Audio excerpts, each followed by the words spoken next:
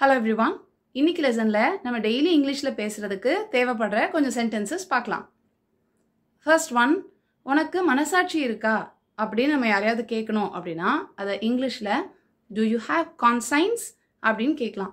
Conscience அப்படின்னா மனசாட்சி அப்படின்னு அர்த்தம்.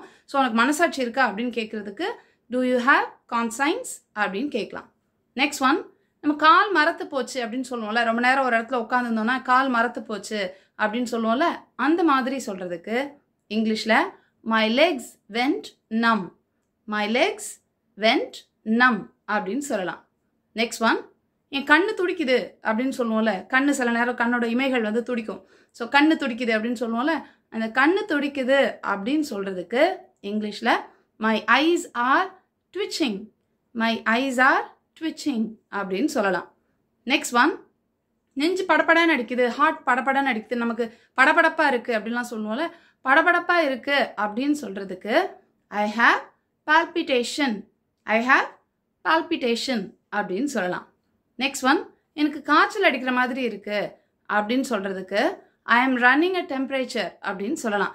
கொஞ்சம் நமக்கு வந்து ஒரு 100 இருக்கு, காய்ச்சல் 101 இருக்கு அப்படிலாம் சொல்லுவோம்ல, 100 இருக்கு 101 இருக்கு அப்படிலாம் சொல்றதுக்கு ஐ ஆம் ரன்னிங் அ டெம்பரேச்சர் அப்படின்னு சொல்லலாம். நெக்ஸ்ட் ஒன், நமக்கு ஜலதோஷம் பிடிச்சிருக்கு, மூக்கில் தண்ணியா வந்துட்டு இருக்கு அப்படின்னு சொல்லுவோம்ல, ஸோ அந்த மாதிரி மூக்கு ஒழுகுது, மூக்கில் தண்ணியா வந்துட்டு இருக்கு அப்படின்னு சொல்றதுக்கு I have a runny nose. I have a runny nose அப்படின்னு சொல்லலாம்.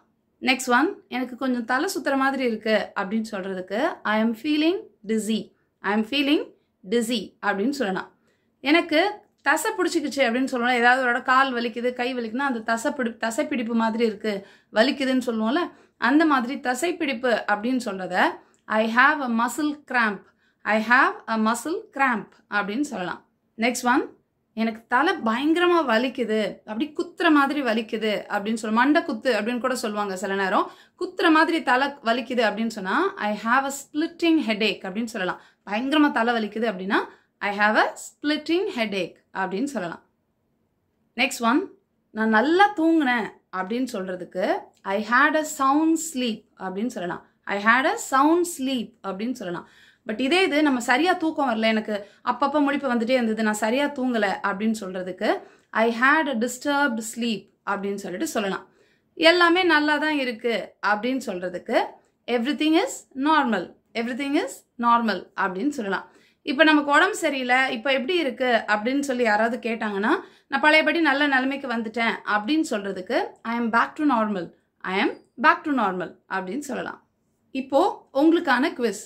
ஆவி பிடின்னு சொல்லுவோம்ல, தலை வந்து வலிக்குது, மூக்கு ஒழுகுது அப்படின்னா கொஞ்ச நேரம் ஆவி பிடின்னு சொல்லுவோம்ல, இந்த ஆவி பிடின்னு சொல்றத இங்கிலீஷ்ல எப்படி சொல்லணும் அப்படின்னு சொல்லிட்டு காமெண்ட் பண்ணுங்க. I'll meet you in the next lesson. Thank you. Bye.